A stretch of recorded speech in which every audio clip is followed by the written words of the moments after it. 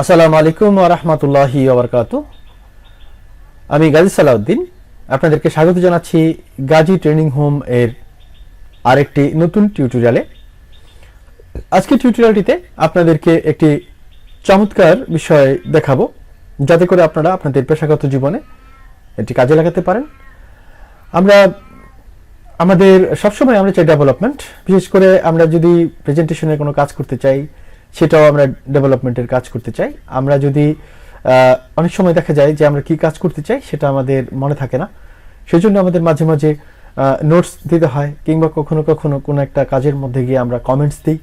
এটা আমরা নিজেদের মতো করে কমেন্টস লিখতে পারি এবং কমেন্টস করে আমরা আমাদের নিজের যেই প্রেজেন্টেশনটা আছে সেই প্রেজেন্টেশন স্লাইড হোক কিংবা টেক্সট হোক কিংবা শেপ হোক, এবং যে কাজটি করতে চাচ্ছি সেই কাজটি যে অবস্থায় আছে সেই অবস্থাকে থেকে একটু ডেভেলপ করার জন্য আমরা নিয়মিত কাজ করে যাই কিন্তু।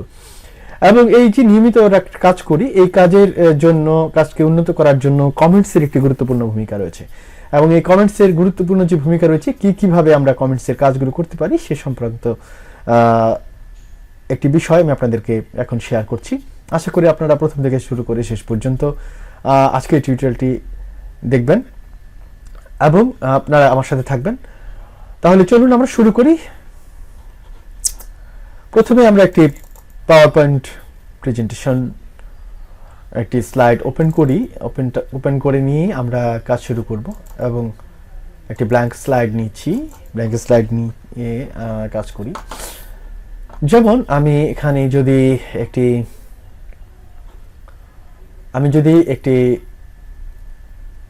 স্মার্ট আর্ট নিয়ে আমি আপনাদেরকে দেখাতে পারি। ওকে, আমরা যে কোনো একটা স্মার্ট আর্ট নিতে পারি। তো ওকে, এটা করি। স্মার্ট আর্টটা নিয়ে আমি এখানে টেক্সটের মধ্যে কাজ করতে পারি অথবা শেপের মধ্যে কাজ করতে পারি, এমনকি আমরা ডিজাইনের উপরে কাজ করতে চাই। যদি কাজ করতে চাই, কাজের ক্ষেত্রে আমাদেরকে যেটা প্রবলেমে পড়তে হয় যে আমরা যেই টেক্সটটা দিয়েছি, আমরা যে একটা ডিজাইন দিলাম, এখানে যে আমরা একটা ইনসার্ট করলাম একটা স্মার্ট আর্ট, ইচ্ছে করলে এটাকে পরিবর্তন করতে পারি। এক্ষেত্রে আমাকে যেটা করতে হবে, আমরা কমেন্টস করতে পারি, কমেন্ট করতে পারি। আমরা কি করতে চাই, এখানে আমরা একটা কমেন্ট করব। এই যে এটা সেট করার সাথে সাথে এখানে কমেন্ট রেখে দিলাম। কমেন্টে আমি এখানে বললাম যে কি করতে চাই, চেঞ্জ দিস শেপ। এটা হচ্ছে একটি কমেন্টস। এখানে আমি আরেকটা কমেন্টস এখানে দিতে পারি যে ঠিক আছে, এখানে আরেকটি কমেন্টস দিতে চাই, সেক্ষেত্রে আরেকটি কমেন্ট দিতে পারি, এখানে একটা কমেন্ট দিতে পারি। এটা হচ্ছে এখানে এটা যেটা হবে সেটা হচ্ছে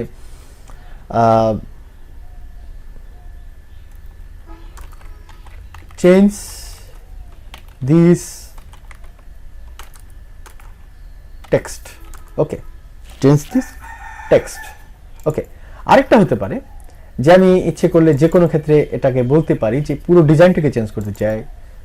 ইনসার্ট এ নিউ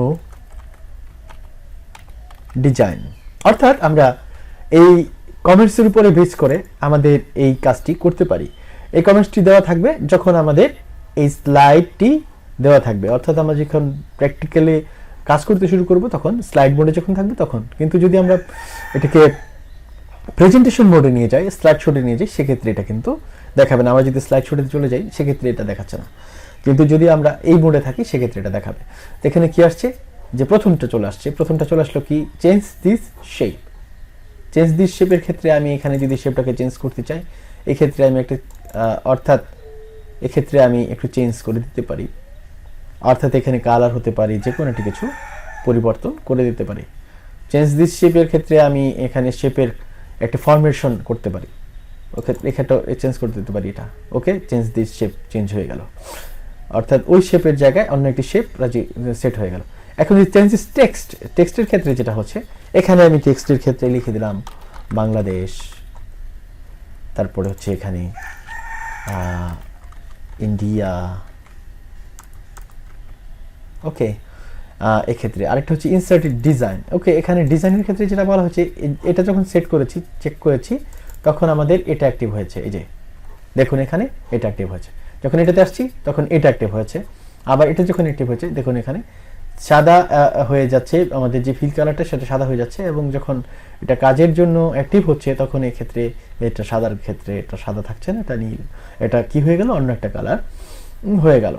তো আমরা যদি ডিজাইনের ক্ষেত্রে যাই, ইনসার্ট নিউ ডিজাইন, এখানে আমরা ডিজাইনের ক্ষেত্রে গিয়ে নতুন একটি ডিজাইন সেট করতে পারি। এখান থেকে আমরা পুরো ডিজাইনটাকে চেঞ্জ করে ফেলতে পারি। ওকে, দেখুন এখানে একটি নতুন ডিজাইন সেট হয়ে গিয়েছে। তো এটাই হচ্ছে আমাদের বিষয়। আরেকটা হচ্ছে আমরা যদি আগের কোনো কমেন্টস দেখতে চাই, সেক্ষেত্রে কমেন্টস দেখতে পারি। ওকে, এই যে আগের কমেন্টসগুলো দেখা যাচ্ছে, আগের কমেন্টস, এটা হচ্ছে পরের কমেন্টস, নেক্সটের কমেন্টস, এখানে এই যে এখানে এটা হচ্ছে আমাদের কমেন্টসের ব্যাপার। আমরা কোনো কাজের ক্ষেত্রে কাজকে একটু ডেভেলপ করার জন্য হয়তো কমেন্টসের ব্যবহার করতে পারি।